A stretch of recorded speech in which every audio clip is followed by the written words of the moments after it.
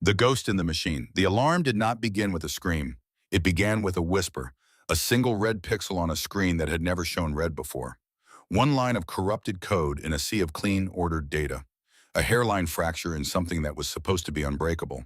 Nobody caught it. Nobody was looking. The command deck of NX Forge was lit in cold operational blue, the color of deep water, the color of a system running exactly as designed. 40 men and women stood at their stations, fingers moving across keyboards, eyes tracking holographic maps that shimmered in the recycled air born of a facility built 30 feet below the Virginia hillside. Outside, it was a Tuesday in late October. Cold, clear. The kind of night where the stars over the Chesapeake come out sharp and permanent, like they have always been there and always will be. Inside, nobody was thinking about stars. And then the blue began to die. One screen, then two. Then a cascade rolling left to right across the entire command wall, like a wave pulling back from shore before a storm. The holographic map flickered, convulsed, and dissolved into a storm of red static. Somewhere deep in the facility's quantum processing core, something had gone catastrophically, fundamentally wrong. The alarms came next, not one but many layered on top of each other until the sound became a single sustained note of pure electronic panic. The men and women on that deck did what trained professionals do. They moved. They typed. They called out to each other in clipped, precise language. They ran the protocols they had been drilled on for exactly this kind of moment. None of it worked, and in the middle of all of it, standing perfectly still beside the primary server rack on the starboard side of the deck, was a woman nobody had properly looked at for the last 40 minutes. She wore an olive drab flight suit, no rank, no name tape, no unit insignia of any kind. Her hair was pulled back without ceremony. She held a tablet in both hands, and her eyes, a calm and steady gray, were fixed not on the chaos erupting around her, but on the secondary terminal in the far corner of the room, the one that had been dark since the shift began. She was not typing frantically. She was not shouting into a dead communications panel. She was not running any protocol at all. She was thinking. Outside the reinforced glass of the observation corridor, a man stood alone in the shadow. Admiral Warren Beckett was 63 years old and had spent 4 decades in the United States Navy. He had stood on the bridge of a guided missile cruiser during a North Atlantic storm that cracked 2 hull welds. He had watched a carrier landing go wrong from 50 feet away. He had been in rooms where men died and rooms where men ordered other men to their deaths, and he had learned over those 40 years to read a crisis the way a doctor reads a patient. You look past the noise. You find the one thing that does not fit. His eyes found her immediately, and the color left his face. He stood very still, his hand resting against the corridor wall, and he did not move toward the door. He did not reach for his radio. He did not do anything at all for a long moment. He simply watched the woman with the tablet, standing in the red case of a dying command deck, and something moved behind his eyes that looked very much like recognition, and something else that looked very much like dread. Not the dread of a man watching a disaster unfold. The dread of a man who suddenly understands exactly what kind of disaster this is going to be, and for whom. There is a question that presents itself in moments like this one, not in words but in the quality of awareness that arrives when everything that was hidden is about to become visible. The question is not about the systems failing on the other side of the glass. It is not about the alarms or the red light or the 40 people whose safety has just become contingent on the next few minutes. The question is about the woman standing in the middle of all of it, absolutely still, as though she has been waiting for this exact moment for a very long time. Who is she? And why does the most experienced man in this building look at her like he already knows the answer? 53 minutes earlier, NX Forge had been flawless. The Naval Cyber Warfare Training Center was not the kind of place that appeared on maps. It was not the kind of place you drove past on the highway and wondered about. It existed in the category of American infrastructure that is everywhere and nowhere, simultaneously funded by line items buried in budget documents that almost nobody reads, staffed by people who had signed agreements about what they could and could not say at dinner parties. It was by design invisible, but inside its walls it was extraordinary. The facility had been built over 7 years at a cost that was still technically classified. Its quantum processing core could run simultaneous simulations of naval engagements across 12 different theaters of operation. Its holographic command systems were a generation ahead of anything currently deployed on an active vessel. The Navy used it to test tactics, to stress test command decisions, to find the failure points in systems before those systems were trusted with real ships and real sailors in real water. To understand what NX Forge was, you need to understand what the early 1980s looked like from inside the Navy. The service was in the middle of a technological transition that nobody had a clear map for. Computers that had once occupied entire buildings were shrinking towards something that could sit on a desk. The first networked command systems were being tested in conditions that felt more like science fiction than operational reality. There was a generation of officers who had to decide often, without adequate guidance, how much to trust machines they did not fully understand, systems whose architecture was written by people in laboratories who had never been to sea. The men who lived through that transition, who watched the technology grow from something theoretical into something operational, and then into something foundational, understood in their bones what the generation that came after them sometimes forgot: that these systems were built by human beings, that the decisions made at the foundational level, the choices about how to structure the logic, what assumptions to bake into the architecture, what failure modes to account for, and which ones to defer, those decisions did not disappear when the systems went operational. They lived inside the machine, invisible but permanent, shaping every response the system would ever make. The people who understood this were rare. Warren Beckett was one of them. Not because he was a systems architect, but because he was old enough to have watched the architecture being made and careful enough to have paid attention. NX Forge was the culmination of everything that generation had been building toward. And on this Tuesday night in October, it was running beautifully. At the center of that beauty stood Captain Garrett Stroud. At 44, Stroud was the youngest commanding officer in NX Forge's history. He had earned the posting through a combination of genuine brilliance and relentless self-promotion, which is a combination that tends to go far in large institutions. He was tall and broad-shouldered, with a face that had settled into the particular kind of authority that comes from being right often enough for long enough that you start to mistake the feeling of certainty for the fact of it.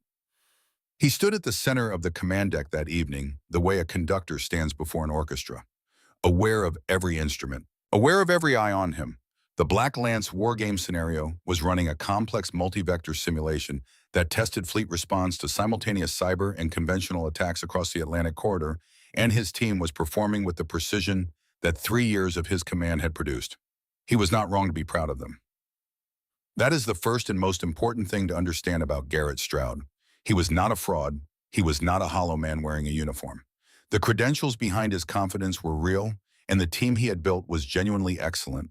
And the satisfaction he felt watching them work was the satisfaction of someone who had invested years into something and was watching the investment bear fruit. The problem was something subtler than incompetence.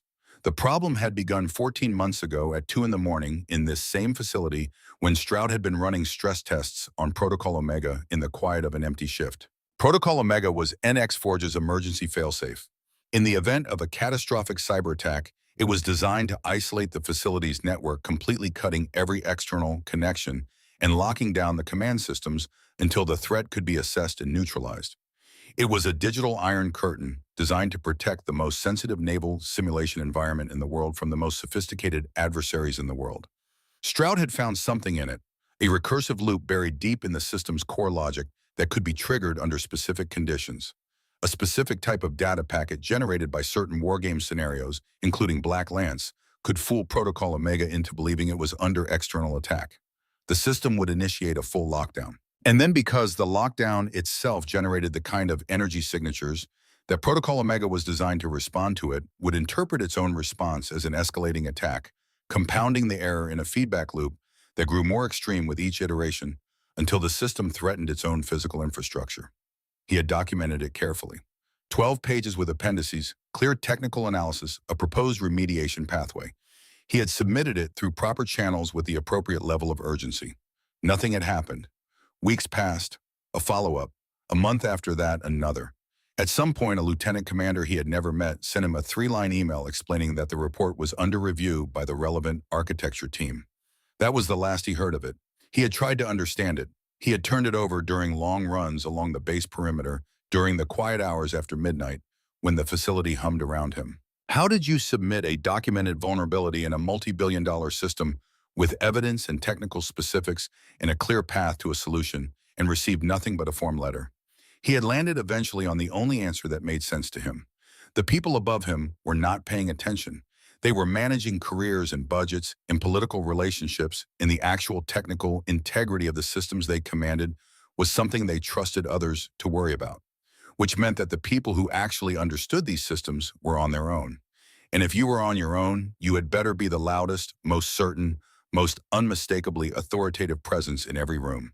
Because that was the only currency that moved in a world where the right reports got buried and the wrong voices got heard. He had not made a conscious decision to become harder, more aggressive, quicker to establish dominance. He would not have described himself that way. He would have said he had become more efficient, more direct, less willing to waste time on equivocation or deference. But the ensigns on his deck flinched slightly when he corrected them, and the junior officers had learned not to bring him problems they had not already half solved. And Warren Beckett, who had known Garrett Stroud for 11 years, had watched the change with the quiet sorrow of a man watching a good tree grow in the wrong direction, too slow and too gradual to intercept, too rooted in something real to dismiss. The woman entered NX Forge at 21:47 hours. She came through the secondary access corridor with a level of clearance that the security system registered and approved without routing any notification to the command deck. This was not a malfunction. It was a deliberate feature, a setting that could only be activated by someone with a very specific kind of authority, the kind that existed in compartmented files that most of the people in the building did not have clearance to know existed.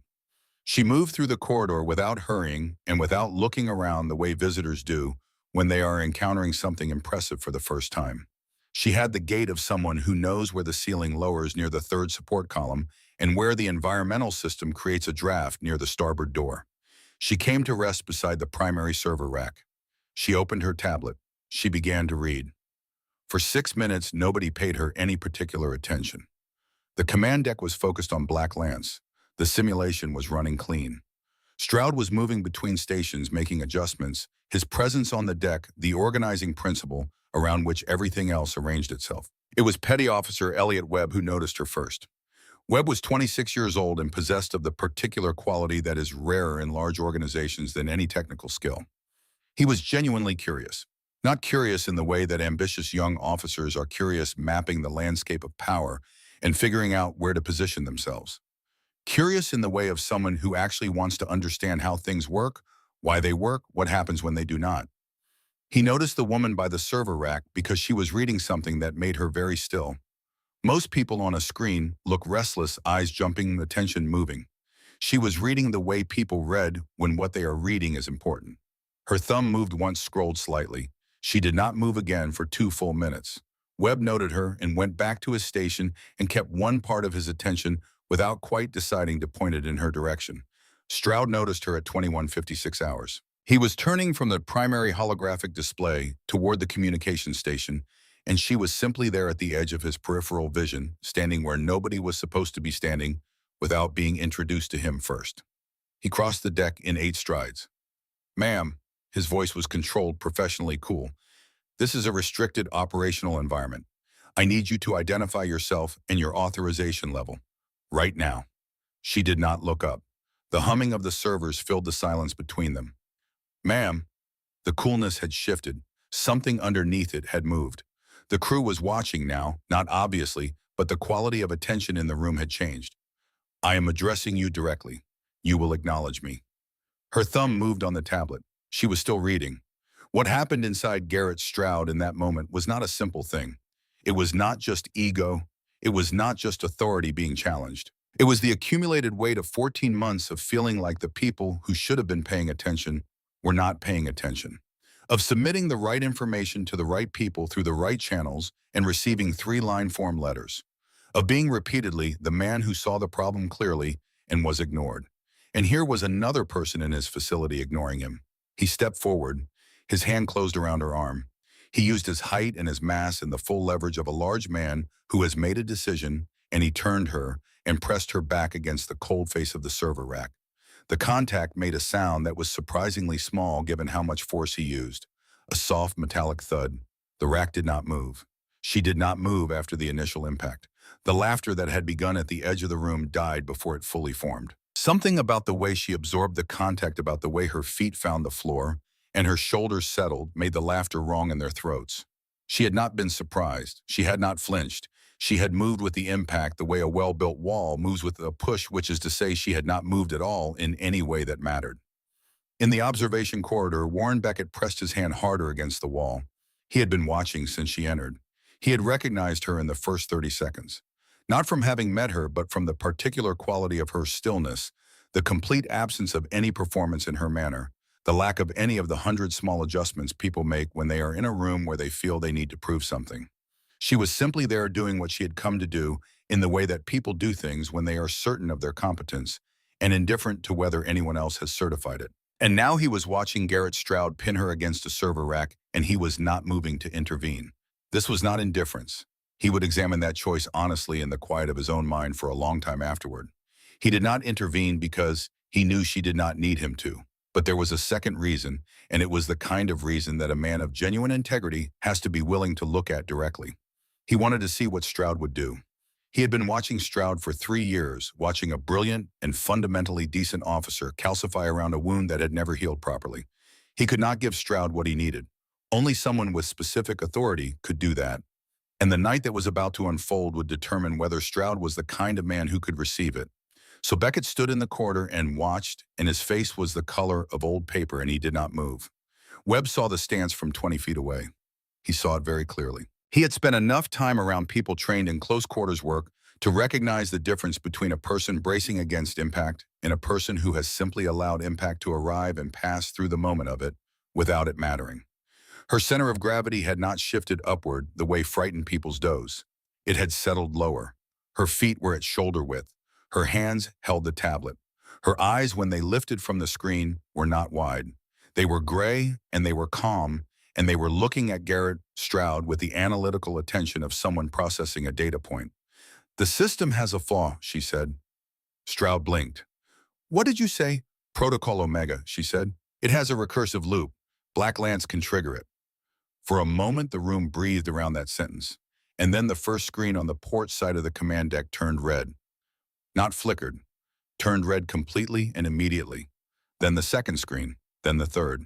And the alarm that had been a single thread of sound became a fabric of it, filling every cubic foot of the space in the cold blue light that had made NX Forge feel like the controlled center of an ordered world was replaced by the hard red of emergency protocols. System integrity compromised. Protocol Omega engaged. All command functions locked. Stroud released her arm. He turned toward the command chair and began issuing orders. His voice was precise. His mind was already running the checklist. He was in this moment of rising crisis exactly as capable as his reputation suggested. The commands were correct. They achieved nothing. Vera Holloway looked at the holographic display. She looked at the secondary terminal in the far corner, and she was already beginning to understand what the next 90 seconds would require of her. The first thing that Protocol Omega took was the lights. Not all of them. Not immediately. It began with the holographic display, which simply ceased to exist one moment, a three-dimensional naval engagement, the next a storm of red static that filled the center of the command deck like smoke filling a sealed room. Then the primary terminals left to right, their screens going dark before rebooting in emergency mode, every interface stripped down to a blinking cursor on a red field. Then the environmental controls flickered, and the recycled air seemed suddenly colder, and the operational blue died across the full length of the ceiling and was replaced by the hard clinical red of emergency protocols. The synthesized voice was the last thing to arrive. System integrity compromised. Protocol Omega engaged. All command functions locked. It said this once, and then it said it again, and both times it used the same tone, the tone of something that did not have a stake in the outcome. The crew heard it and understood what it meant the way you understand bad news when it arrives in a familiar language. The words were technical. The meaning was not. They were locked inside a failing system 30 feet below the Virginia hillside, and the system was not responding to them anymore. Stroud crossed to the command chair in 3 strides and pulled up the emergency override panel. Physical, not digital. Designed for the scenario where the digital systems could not be trusted. He entered his command authorization code. Correctly. The panel returned a red indicator. He entered it again. Red. He turned to his senior systems technician. "Get me a manual bypass on the Omega lockdown. The override panel is rejecting command authorization." The technician was already typing. "Sir, the lockdown has encrypted the authorization pathways. The system is not reading command codes at any level above petty officer." "That is not possible." "It is doing it anyway, sir." Stroud moved to the secondary command interface and entered the override sequence from memory, the one drilled into him during command certification, the one designed to function when everything else failed. The interface accepted his biometric confirmation. It accepted his command code. It accepted every input in exactly the correct sequence. And then it returned a red indicator. He looked at the red light for 2 seconds. And in those 2 seconds, something passed across his face that the junior officers would remember afterward. Not panic exactly, Stroud was too trained for panic to arrive cleanly, but something adjacent to it, something that appears when a man who has always had a clear picture of what to do next finds the picture gone. He turned to the room and began issuing commands. The commands were correct. This is worth saying clearly and without reservation, because the story of Garrett Stroud is not the story of a man who was incompetent. He ran the right protocols in the right sequence and directed his team with precision. If Protocol Omega had behaved the way it was designed to behave, his response would have been adequate. It might have been exemplary. But Protocol Omega was not behaving the way it was designed to behave. It was doing something that its designers had not anticipated and that its operators had no framework for, because the framework had existed in a 12-page technical report with appendices that had disappeared into institutional silence 14 months ago. The technicians moved with the focused intensity of people doing exactly what they had been trained to do, and none of it produced any result except more red indicators on more screens. Elliot Webb was not at a primary terminal. He was at a secondary station, which was connected not to the primary network, but to an auxiliary diagnostic channel that predated the most recent architecture overhaul. This channel had not been locked by Protocol Omega. It was too peripheral, too legacy, too far outside the system's current operational footprint to have been accounted for in the lockdown parameters. It was still receiving data. Webb leaned closer to the screen and began to read. The log showed him the cascade failure in reverse chronological order, each event timestamped to the millisecond. He worked backward through the errors past the Omega activation, past the false positive that triggered it, past the initial anomaly in the Black Lance simulation data. He found it at 13:49 hours, 8 hours and 42 minutes before the start of Captain Stroud's command shift. A data packet had entered the Black Lance simulation environment through a maintenance channel. The packet itself was small and unremarkable. At first glance, the kind of routine calibration data that moved through auxiliary channels constantly and was never flagged for review. But in the log, if you knew what you were looking at, the packet's origin address resolved to a terminal that should not have been active at 13:49 hours. A terminal that was active right now in this building. Webb sat back from his screen. He looked at the chaos of red indicators and shouted status reports and Stroud's precise futile commands.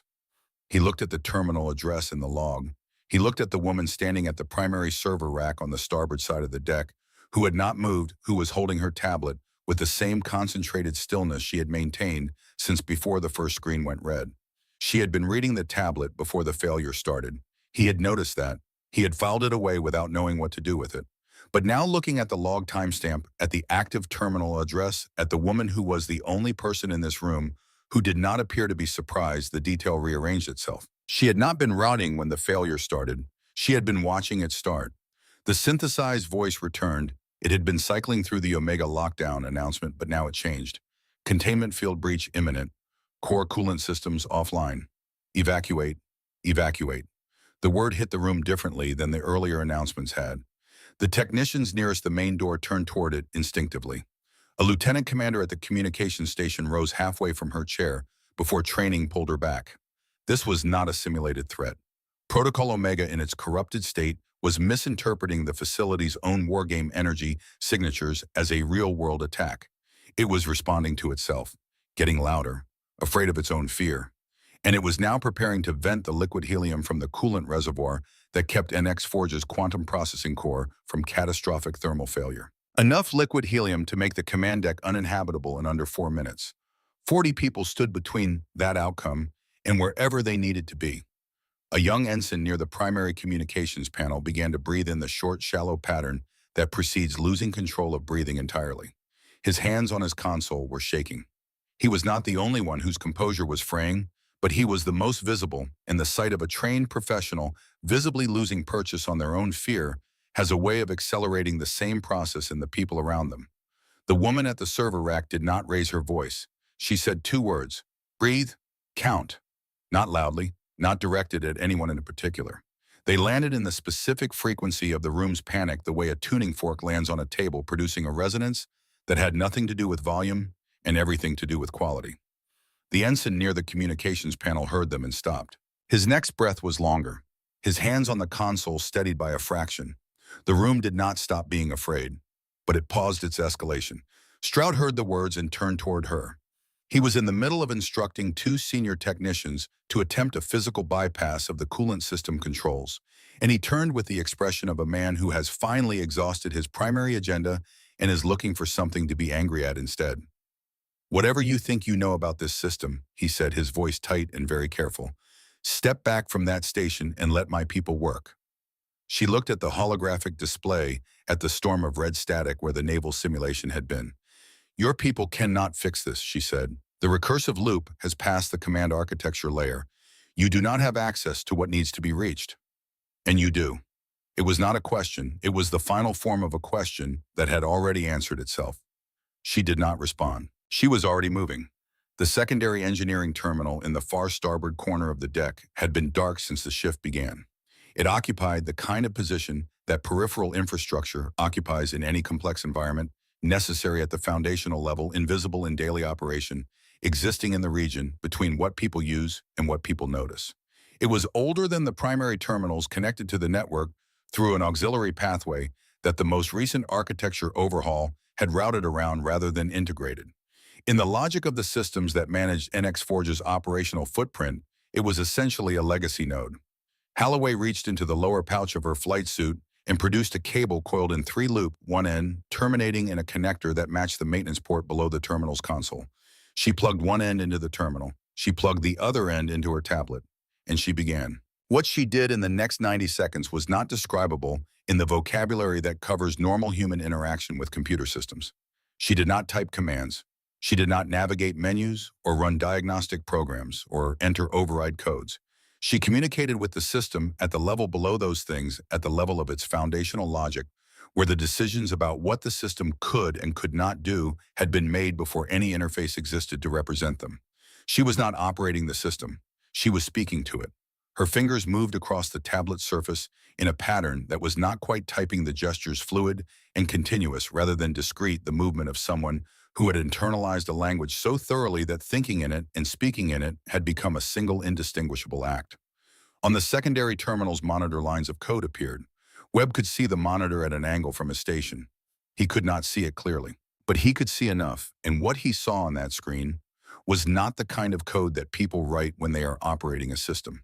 It was the kind of code that exists at the layer below operation, the foundational layer, the layer that determines what all the other layers are capable of doing.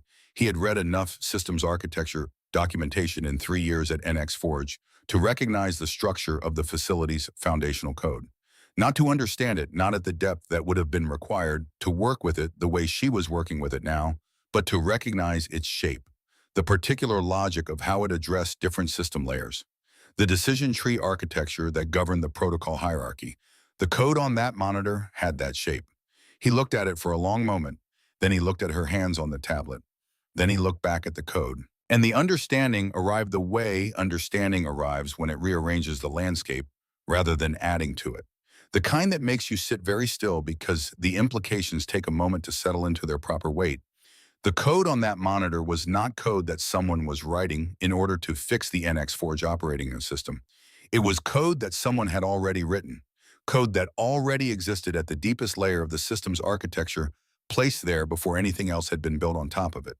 The kind of code that you could only communicate with in this way if you had written it yourself, if you carried the entire structure of it in your mind, the way a composer carries a symphony, every decision connected to every other decision, the whole of it available at any moment in any section.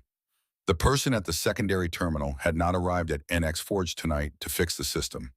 She had arrived because she had never entirely left it. Webb looked at Garrett Stroud. Stroud was standing at the center of the command deck, his team moving around him, and he was watching the woman at the secondary terminal with an expression that Webb had not seen on his face before. Not anger, not contempt, not the controlled authority that Stroud wore the way other men wore their rank.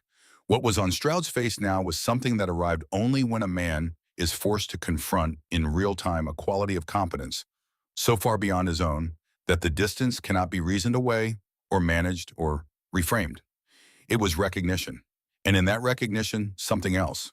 something that Webb would think about for a long time afterward.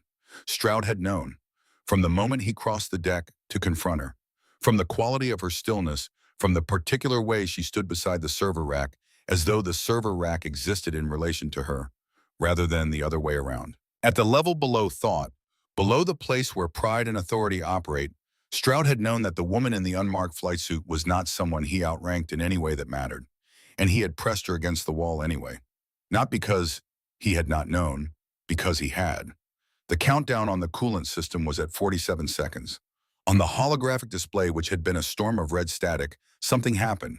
A single line of white light appeared in the chaos, thin and precise and completely steady. It began to draw a shape, a circle pushing outward from its center, through the static, imposing a geometry on the digital disorder that was not aggressive, but simply was the way a clear note imposes itself on noise. Nobody spoke. The alarms fell silent in sequence. The evacuation warning ceased mid-cycle. The Omega lockdown announcement stopped. The red emergency lighting across the ceiling softened, shifted, and, with a collective exhalation from the systems around them, returned to the operational blue that made NX Forge feel like what it was supposed to be. The holographic display cleared. The Black Lance simulation reappeared exactly where it had been suspended, the naval formation patient and unchanged over the Atlantic corridor. The countdown on the coolant system cleared. A green indicator replaced the red. The hum of the coolant system returned the particular frequency of a machine doing what it was designed to do, and it was the most reassuring sound that anyone on that deck had heard in their lives. Holloway removed the cable from the maintenance port and coiled it in 3 loops and returned it to the pouch on her flight suit. She looked at the main display for a moment, confirming what she already knew. Then she made 2 brief notations on her tablet with her fingertip. She did not look at Garrett Stroud. She did not need to. Webb looked down at his secondary monitor. The log data had stopped scrolling. He stared at the terminal address that had appeared in it, the address of a terminal that had been active at 13:49 hours, 8 hours before Stroud's shift, and that the log still showed as active in the network right now. He copied the log data to a secure drive. He put the drive in his pocket.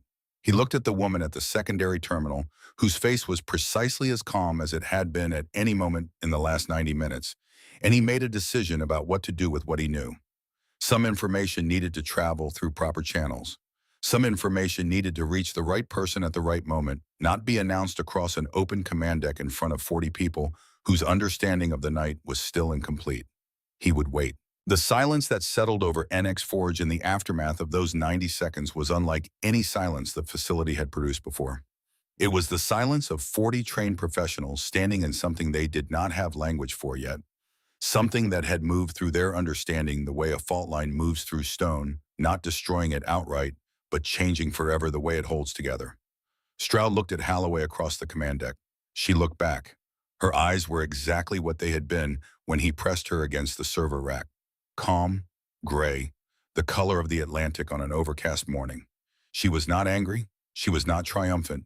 She was looking at him with the same analytical quality of attention she brought to her tablet, to the holographic display, to the code on the secondary terminal's monitor. He had never in his career felt so completely and precisely seen. The door at the aft end of the command deck opened. Admiral Warren Beckett walked through the door. He was followed by 2 Marines from the base security detail, their bearing correct and their expressions professionally neutral. But Beckett moved with a quality of purpose that was different from the authority Stroud had used to cross this same deck an hour earlier. Stroud's authority announced itself. Beckett's occupied space the way a foundation occupies the ground beneath a house, not visible, not loud, but bearing all the weight. He crossed the command deck directly. He came to a stop 3 feet from Vera Holloway. He drew himself up to his full height. He rendered a salute. Not the salute of a superior officer to a peer. Not the casual acknowledgement between equals. The salute of a man who understands exactly who is standing in front of him and wants everyone else in the room to understand it too. Precise. Held. Deliberate in every degree of its angle, the salute of a subordinate to a superior of immense rank and profound significance. He had held it for 3 seconds before he spoke. "Admiral Holloway," he said. His voice resonated in the newly quiet space with the authority of someone who does not need to raise it. "My apologies for the reception. I was not informed you would be conducting the inspection personally. This facility is yours to command." The word hung in the air, charged with impossible weight. "Admiral," the crew processed it in stages. First the word itself landing in the silence and expanding through it, then the name attached to it. then the full architecture of what both together implied, and they arrived at understanding the way you arrive at the top of a long climb suddenly and all at once with the landscape rearranged entirely around you. An admiral, in an unmarked flight suit, with no insignia, no staff, no advance notice. An admiral who had stood at a server rack and been pushed against it by a captain who had mistaken her for a lost civilian analyst and who had said nothing, who had waited, who had in the end simply fixed the unfixable problem with a tablet and a cable, and 90 seconds of the most extraordinary technical work anyone in that room had ever witnessed. The junior officers looked at each other, then at Holloway, then at Stroud. Garrett Stroud had gone the color of old mortar. His hands, which had been braced against the armrests of the command chair, released their grip. He stood in the center of his command deck with the particular stillness of a man who has understood all at once the full geometry of what he has done and found it so much larger than he expected that the mind refuses to process it in a single pass. He had not just insulted a superior officer, he had physically assaulted a flag officer. He had pressed an admiral against a wall. Holloway acknowledged Beckett with a slight nod, the smallest economy of motion. Then she spoke, and her voice in the restored quiet of the command deck was the same voice she had used for everything else, precise, unhurried, stripped of any performance in any direction. The facility has a structural vulnerability in its core architecture, she said. Protocol Omega contains a recursive loop that responds to the specific data packet configuration used in the Black Lance scenario. The loop creates a false positive, initiating a full system lockdown that the protocol then interprets as external escalation, compounding the error until it threatens core stability. She paused for one measured beat. This vulnerability was documented and reported 14 months ago. The last sentence was not spoken loudly. It did not need to be. It fell into the room and stayed there the way certain true things stay in rooms long after the people who said them have left. And then Vera Holloway turned to Garrett Stroud. She looked at him the way she had looked at everything else tonight, with the level analytical attention of someone confirming what they have already assessed and understood. She reached into the left breast pocket of her flight suit and produced a single folded document. She crossed the 4 feet between them and placed it on the armrest of the command chair in front of where his hands had been. He looked down at it. A technical report, 12 pages with appendices. The cover page marked with a date stamp from 14 months ago, and in the top right corner, his own name, his own report, the one he had submitted through proper channels with the appropriate level of urgency, the one he had received a 3-line form letter in response to, the one that had taught him in the silence of its non-response that the people above him were not paying attention and that therefore he needed to be louder, harder, quicker to establish dominance, because that was the only currency that moved in a world where the right reports got buried and the wrong voices got heard. You identified the correct vulnerability, Holloway said. Your technical analysis was accurate. Your proposed remediation was sound. She did not look away from him. The system failed to respond to your report. That failure belongs to the institution, not to you. The room was absolutely still. Garrett Stroud looked at his own report on the armrest of his command chair. He was a man who had spent 14 months building a harder version of himself on the foundation of what that report's disappearance had taught him. And now the woman he had pushed into a wall was standing in front of him, confirming that the lesson he had learned was real. The institution had in fact failed him, but the conclusion he had drawn from it, that you had to be louder, harder, quicker to establish dominance, had been wrong. That you could be right about the problem and completely wrong about what the problem meant. He looked at the report. He did not say anything. For the first time in the full length of that evening, Garrett Stroud had nothing to say. And in that silence, something moved across his face that was different from shame, though shame was part of it.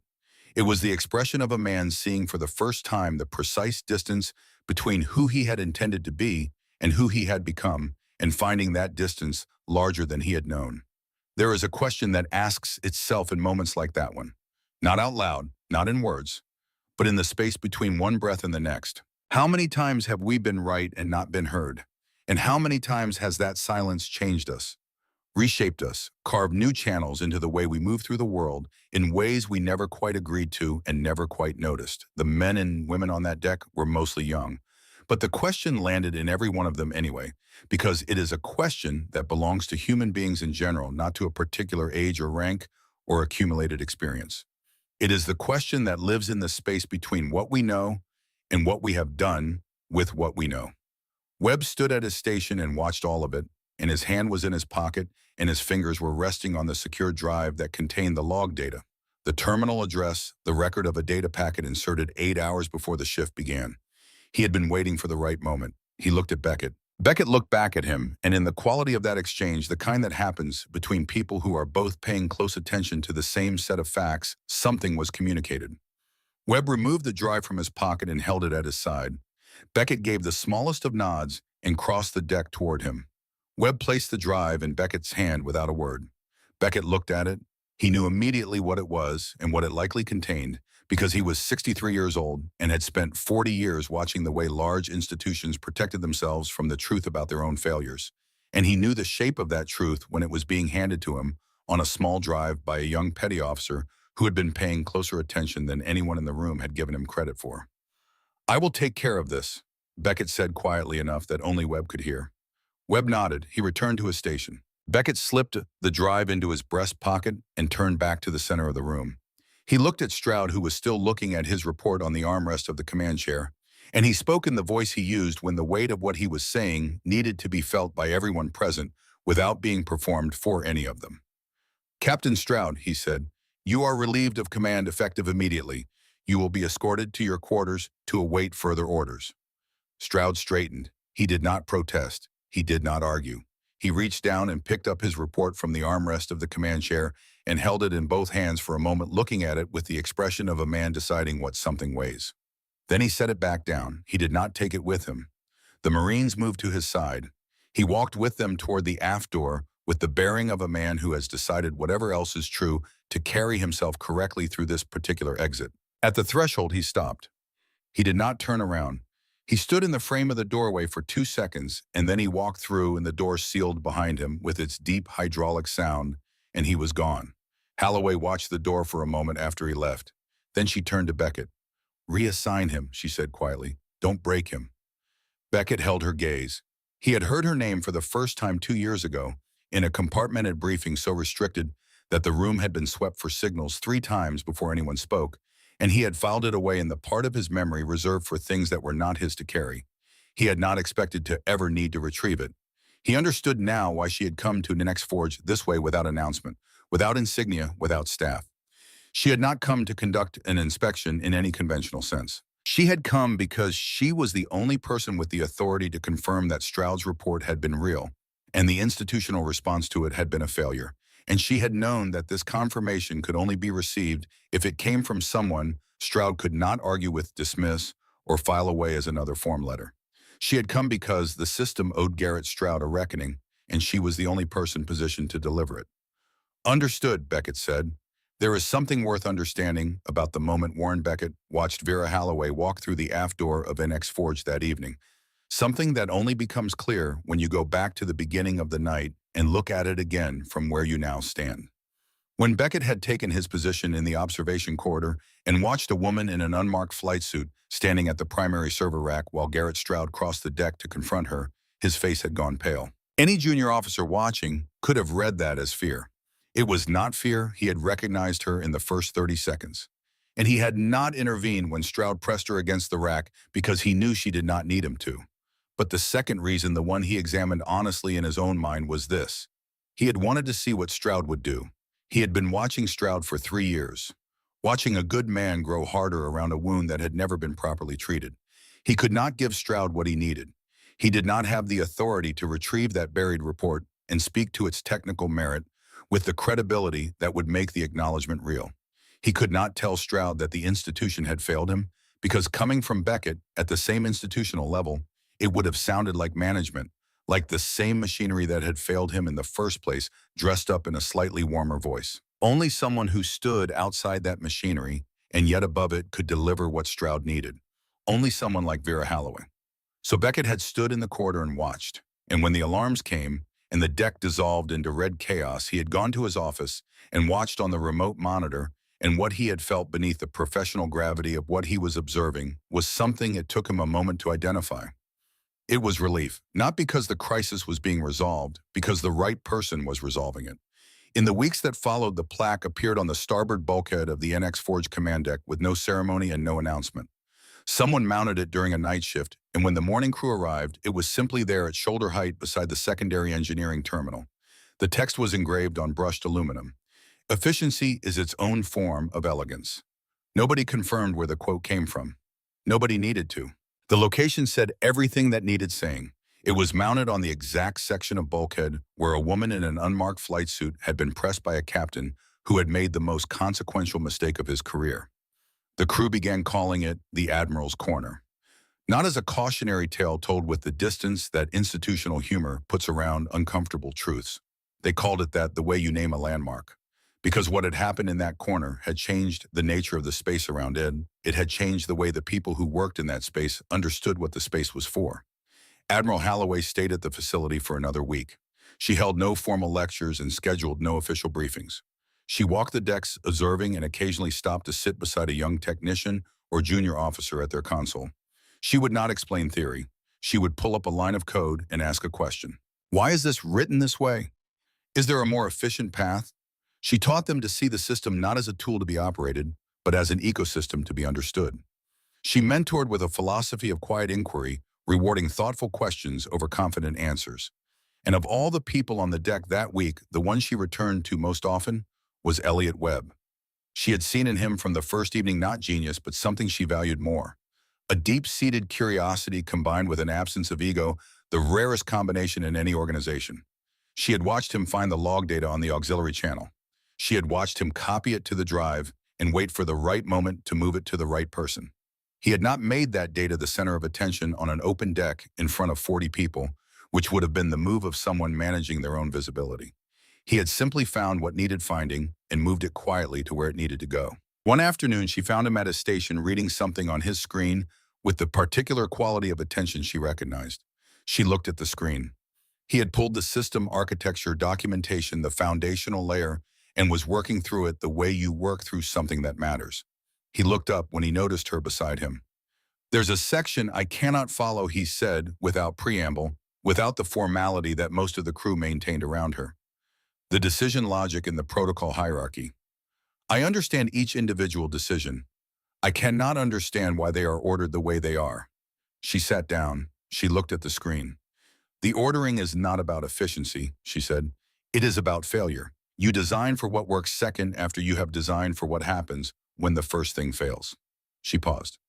Every choice in this layer was made by someone imagining a specific failure. If you want to understand why the decisions are ordered the way they are, find the failure each one was designed to survive. Webb looked at the screen for a moment. "That is not how they teach it," he said. No, she said. "It is not." She stood and returned to her observations of the deck. Webb turned back to the code. He sat there for the rest of the shift, not typing reading the way she had been reading on the night that the alarm started. Still, present, understanding something at the level below operation. 6 weeks after the night of the Protocol Omega failure, a package arrived in the base mail system for Petty Officer Elliot Webb. No return address, no cover letter. Inside was a data slate smaller than a paperback book, unmarked. He plugged it in at his station on a Saturday morning when the deck was mostly empty. It contained a single file, the complete source code for the NX Forge operating system. Not the operational version. The foundational version, the original architecture that everything else had been built on top of. With annotations. The annotations were hand-typed with the particular irregularity of someone composing directly thoughts arriving in real time and being set down without revision. They moved through the code the way a master craftsman's notes move through a blueprint, not explaining what each element did because the code itself made that clear, but explaining why. Why this structure rather than another. What problem this particular approach was solving, what the alternatives were, and what their limitations would have been. And occasionally when the code moved through a section that had been particularly difficult, when the architectural problem had been genuinely hard and the solution had taken time to arrive at, there were personal observations. Brief, dry. The observations of someone who spent a great deal of time alone with complex problems and had developed the habit of recording her thinking as she moved through them. Webb read through the first section slowly, the way you read something you understand is going to matter. And when he reached the first annotation in the core system's architecture, he stopped. He read it twice.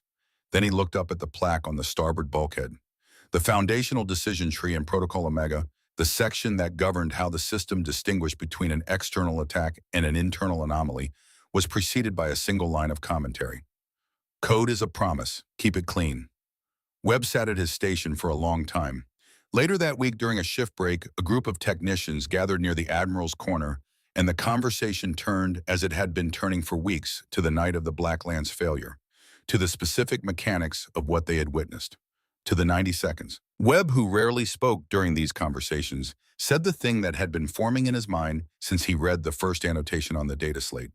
It was not code, he said quietly enough that the people at the edge of the group leaned in. What she wrote, what I have been reading, it is not code the way we think of code. Someone asked him what he meant. He thought about it for a moment. Poetry, he said. It reads like poetry. The room was quiet for a second, and then someone nodded slow and certain, the way you nod at something you recognize as true, before you have fully worked out why, and the nod moved through the group like a small current, and nobody said anything after that because nothing they could say would have been more precise. Garrett Stroud reported to his reassignment at a Naval Logistics Coordination Center in the Mojave Desert on a Monday morning in late November. He drove the last 40 miles through scrub and pale sky, the kind of landscape that gives you nowhere to hide from your own thinking. The facility was functional, unglamorous, and necessary. It moved supplies and equipment and the thousand mundane components of operational readiness that kept the Navy running, and it required the same qualities that any complex system required: precision, attention, the willingness to understand how the pieces fit together at the level beneath the level that was visible on the surface. Stroud spent the first 2 weeks doing something he had not done in years. He observed. He watched the logistics specialists at their work be petty officers who had been doing their particular jobs for 15 or 20 years, and who knew the supply chain, the way Webb knew systems architecture, not by reading manuals, but by having developed an instinct through sustained engagement with a specific problem, day after day, failure after failure, refinement after refinement. He watched the way they communicated with each other, which was efficient and largely nonverbal, built on the shared understanding of people who have worked alongside each other long enough to develop a common language below the threshold of words. He had been in a room full of people like this for 3 years and had not really seen them. One morning in his third week, a young petty officer named Terrence was reviewing a shipment manifest that did not reconcile and was visibly struggling with the discrepancy. 2 months earlier, Stroud would have walked past that kind of situation or made a clipped comment and kept moving. He stopped. He pulled a chair to the edge of the workstation, which was not something senior officers typically did, and he looked at the manifest with Terrence rather than at him. He asked 2 questions. He listened to the answers. He asked a third question different from the one he had originally intended to ask because the first 2 answers had changed his understanding of the problem. They found the discrepancy in 11 minutes. Terrence looked at him sideways when they were done with the particular expression of someone recalibrating an expectation. "Thank you, sir," he said. Stroud nodded. He returned the chair to where he had found it. He walked back to his office and sat at his desk and looked at the wall for a while. He was thinking about a 12-page technical report, about what it had felt like to write it, the particular clarity of knowing you had found the right problem and documented it correctly, about what it had felt like to watch that clarity disappear, about what he had built on top of that disappearance and how much of it he would need to take apart. He was thinking about a woman who had placed his own report on the armrest of his command chair and told him that he had been right and that the failure was the institution's, not his, and who had then told the man behind her not to break him. He did not know whether he would ever find his way back to the version of himself that had existed before those 14 months. He did not know whether that version was recoverable or had to be rebuilt from different materials into a different shape. But he knew with the particular certainty that arrives only in the aftermath of profound loss that the next report he wrote would be written the way the first one had been. Carefully, honestly, with the full weight of his actual understanding behind every sentence, not because he was confident the institution would respond, but because the quality of the work mattered in itself independent of the response it received. He had learned that from watching someone who had understood it for a very long time. The memory that stayed with him most clearly in the weeks and months that followed was not the moment when Beckett's salute had told him everything. It was not the moment when Holloway had placed his report on the armrest of his command chair. It was something smaller. 2 words spoken into a room of 40 people in a moment of rising panic. Breathe, count. Not directed at anyone, not claiming anything. Simply placed in the air where they needed to be by someone who understood that in a room of people losing their way, the most useful thing you can do is not perform authority, but model steadiness. He was learning that. He was learning it slowly the way important things are learned through repetition and error, and the gradual accumulation of evidence that a different approach produces different results. He was learning to listen before he spoke. 3 months after the night of the Black Lance failure in a building in Washington that was not on most maps, Vera Halloway sat at a desk in a small office on the 7th floor and looked at the screen in front of her. The file was new. The architecture documents were in their earliest form, the kind of drafts that exist before you have solved enough structural problems to know what the finished thing will look like. The scope was different from anything she had built before. Not a single facility, not a regional system. A national architecture spanning 12 facilities, integrating the cyber defense capabilities of multiple service branches into a coherent network that could function both as an interconnected whole and as a collection of independent units when the connections between them failed. Because they would fail. That was the thing about systems that most of the people who designed them did not want to think about clearly enough. They would fail. The question was not whether but when and how, and whether the people who lived inside them understood them well enough to know which failures mattered and which were noise. She had been given 18 months to complete the design phase. She intended to do it in 14. Not to prove anything, not to demonstrate capacity to the people watching the project's progress. Because the problem was genuinely interesting. Because the architecture was genuinely difficult. Because somewhere in the structure of the problem, there were decisions to be made at the foundational level that would determine what the system could and could not do for the next 20 years.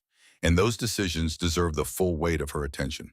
She opened the first document and began to annotate. The building was quiet around her. The floor was largely empty this late in the evening. Through the window, the city held its usual illuminated presence, the permanent light of a place that does not fully sleep. She paid it no more attention than she paid any view through any window. She had already moved to the next problem. She had already begun. There is a particular kind of person who moves through the world without requiring the world's acknowledgement of their movement. Who does the work because the work is worth doing? Who carries the weight because the weight needs to be carried?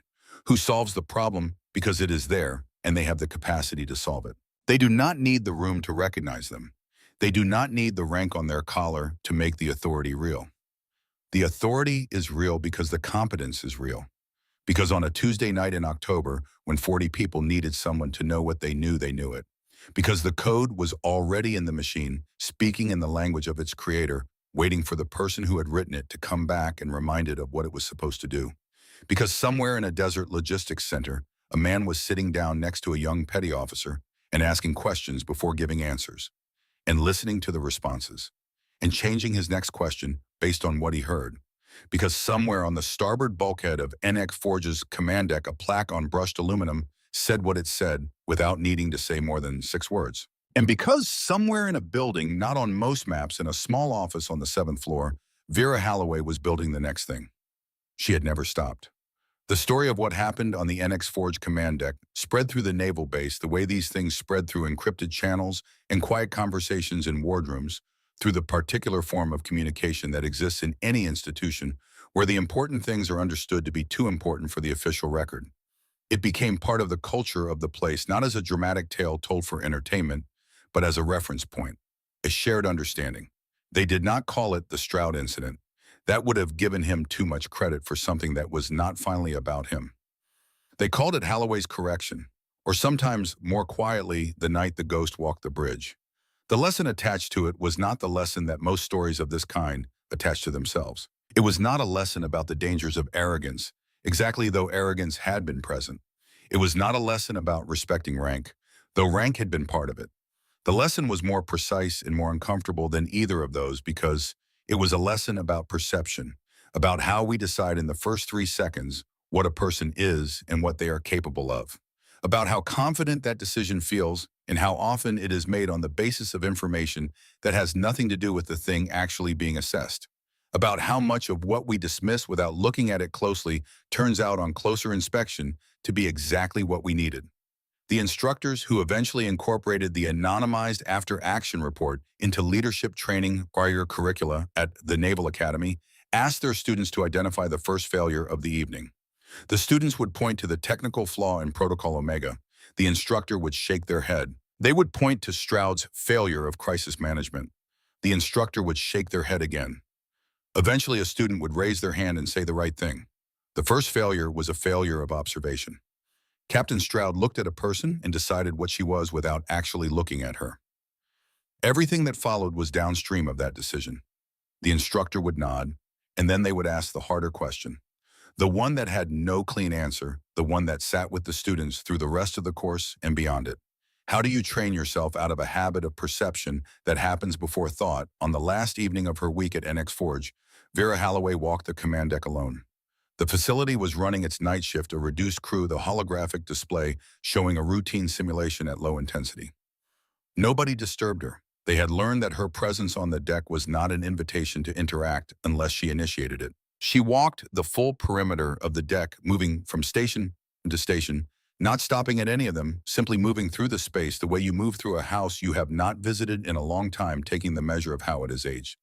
She stopped at the Admiral's corner. She stood in front of the secondary engineering terminal, which was lit, now active, incorporated into the regular rotation after being upgraded from legacy status. She looked at the maintenance port, which had a small scratch in the panel surround that had not been there before the night of the Black Lance failure. A scratch left by a cable connector inserted in the dark by someone who could not fully see the port and was working from memory and from the particular kind of physical knowledge that comes from having designed the thing you are working on. She looked at the plaque. She looked at it for a moment in the way that people look at things they said a long time ago, when they were alone, finding out whether the thing still sounds true. Then she walked to the aft door, and she went through it, and the seal hissed closed behind her, and she did not look back. What remains of a person when they leave a room? What is the residue of genuine competence in the space where it operated? It is not the plaque on the wall. It is not even the memory of what happened there, which will fade and change and be embellished with each retelling until the specific facts become secondary to the shape of the story. What remains is in the people. It is in Elliot Webb sitting at his station with the data slate and the annotated source code, working through the decision logic of the protocol hierarchy, finding the failure that each decision was designed to survive. It is in the way he asks questions before he draws conclusions, in the way his curiosity has not contracted under the pressure of an institutional environment that rewards certainty over inquiry. It is in the young ensign who now keeps a small notebook at his station, not for logging events, but for writing down things he does not understand, yet things he wants to come back to. 2 words are written on the inside cover, not Holloway's words, words he found for himself that night in the pause between the alarm, the breath. Breathe, count. It is even slowly in Garrett Stroud, in the Desert Logistics Center, where he sits down next to petty officers and looks at their problems before offering his assessment. In the reports he writes now, which are careful and specific and submitted without expectation, because he has learned at last that the quality of the work matters in itself, independent of what the institution does with it. It is in all of the above and none of the above. It is in the idea which has no owner and does not need one that the most powerful presence in a room is not always the loudest one, that the most important work is often done at a terminal in the corner that everyone had forgotten was there, that the person you overlook on the way to the person you are looking for is sometimes quietly, indisputably, the person you most needed to find. Now, a question worth sitting with. The people we are talking about, the ones who do the work without announcement and carry the weight without asking for acknowledgement and solve the problem because it is there and you have met them. You have worked alongside them, in a unit, on a job site, in a shop or an office or a hospital corridor. The one in the corner who said little and knew everything. The one you might have walked past without looking up. And the other kind too, the Strouds. The ones who were right about something important and were not heard, and who let that silence change them in ways they did not choose and did not notice until the change was already done. Most of us have been both at different points in different rooms. If you have ever been either one, I would like to hear about it. Leave it below. I read everyone.